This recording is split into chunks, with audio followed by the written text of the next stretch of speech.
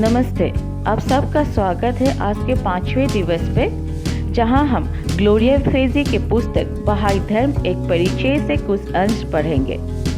आज का विषय वस्तु भाग 1 बहाई धर्म का इतिहास से चौथे सत्र है। धर्म संरक्षक। अब्दुल बहा द्वारा प्रभु धर्म के विकास के अंतिम चरण तक बहाई धर्म ने एक बड़ी संख्या में अनुयायियों को आकर्षित कर लिया था, जो विभिन्न धर्मों जैसे यहूदी, ईसाई, मुस्लिम, हिंदू, बौद्ध, पारसी और निरीश्वरवादी थे। वे दुनिया के विभिन्न देशों, जातियों और संस्कृतियों से आए थे। बहाई होकर अब उनको एक प्राण के रूप में काम करना सीखना था। उन्होंने पथ प्रदर्शन के लिए अब्दुल बहा के जीवन काल में उनकी सहायता ली और अब्दुल बहा ने भी एक प्रेम करने वाले पिता के समान उन्हें शिक्षाएं दी और उनकी देखभाल की। उनकी धैर्य भरी देखरेख में बहाओला द्वारा बनाई गई योजनाओं के अंतर्गत उन सब के अपने प्रशासनिक संस्थाओं की नींव डालनी शुरू कर दी। इन प्रशासनिक संस्थाओं के सहारे विश्व भर में बहाओला के अनुयायी जुटते चले गए और यह बात पक्की होती चली गई कि उन्हें एक ही उद्देश्य के लिए अर्थात आध्यात्मिक और सामाजिक विकास के लिए एकता की नींव मजबूत करनी है। परंतु जब अब्दुल बहा की मृत्यु हुई तब बहाइयों ने संसार भर में फैली इस अद्वितीय प्रशासनिक व्यवस्था की एक झलक ही देखनी शुरू की थी। यह उनकी प्रत्येक पूर्वविदित चीज से पूर्णतया भिन्न और उनके कार्य को समन्वित करने के लिए और उनकी एकता बनाए रखने के लिए था। बहुत लोग आश्चर्य करते थे कि इस नवजात धर्म के अनुयायी विभिन्न पृष्ठभूमि से आए थे। इसके बावजूद अब्दुल बहा ने चाबुकिया व्यक्तित्व के जाने के बाद एक कैसे बने रह सकते, किंतु बहाओला ने अपने अनुयायियों से वादा किया था कि उनके धर्म की कभी भी संप्रदायों में नहीं बटेगा, भले ही कैसे ही परीक्षाओं और कठिनाइयों से नए धर्म को गुजरना पड़े। विश्व में अपने उद्देश्य के पूरा होने तक यह मजबूती और एकता से बढ़ता रहेगा। अब्दुल बहा की मृत्यु से संतप्त विश्व भर के बहाइयों ने उनकी वसीयत में अपने विकास के अगले चरण के लिए मार्गदर्शन पाया। उस महत्वपूर्ण दस्तावेज में अब्दुल बहा ने अपने नाती सोगी एफएनडी को बहाओला के धर्म का संरक्षक नियुक्त किया था और बहाइयों ने उन पर विश्वास रखने और उन्हें अपनी अभिन्न वफादारी देने के लिए कहा था।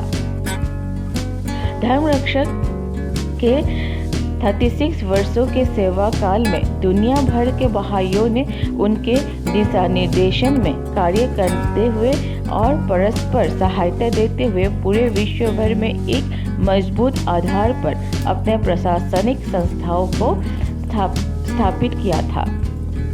एक आधार इतना मजबूत है कि उनको पूर्व एकता के साथ काम करने में समर्थ कर सका।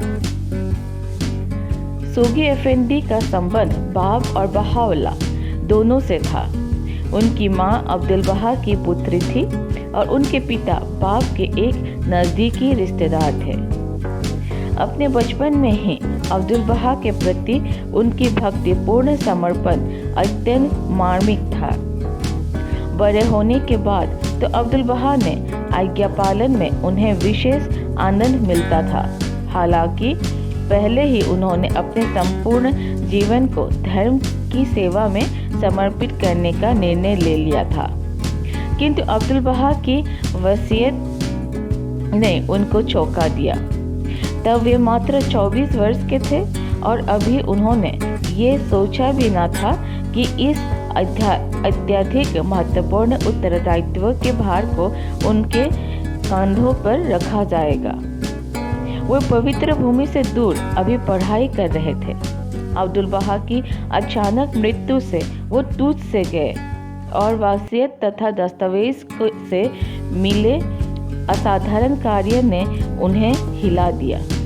पहले कुछ समय तक वे एकांत में रहे, तैयारियां की। एक अवधि के बाद वे धर्म के संरक्षक बनकर अपने उत्तरदायित्व को उठाने के लिए तैयार होकर लौटे। उस दिन से उन्होंने अपने धर्म के कार्य में पूरा समय और शक्ति लगा दी। थोड़ा सा भोजन और विश्राम लेकर वे दिन के प्रत्येक घंटे और देर रात तक काम करते थे। विश्व भर में तेजी से बढ़ते बहाई समुदाय की उन्नति के लिए उन्होंने विस्तार पूर्वक योजनाएं बनाई। असंख्य पत्रों का उन्होंने उत्तर दिया। उन्होंने बाब बहाउल्ला और अब्दुल बहा के लेखन के अनुवादों के ढेर लगा दिए।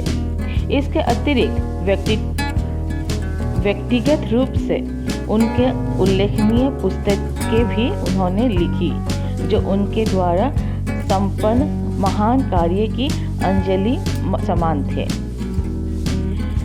एक व्यक्ति के रूप में सोगी अफेंदी में महान गुणों का एक अनूठा संगम था, जिससे उनकी और से अलग पहचान बनती थी।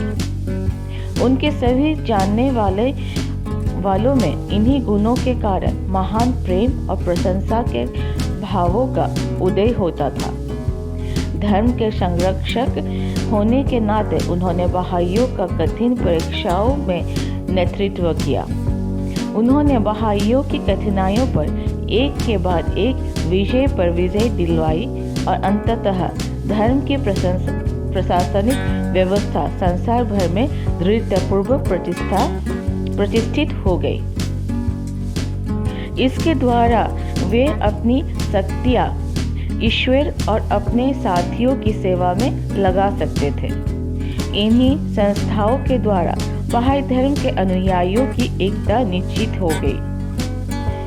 अपनी वसीयत और दस्तावेज में अब्दुल बहा ने बहाइयों को आश्वस्त किया था कि संरक्षक को ईश्वर की विशेष देखभाल और सुरक्षा मिलेगी और बहाइयों के सभी कार्यों का नेतृत्व करने के लिए उसे ईश्वर का मार्गदर्शन मिलेगा।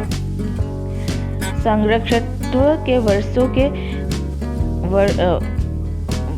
वर्षों ने अब्दुल बहा के वचन के महत्व को सिद्ध कर दिया।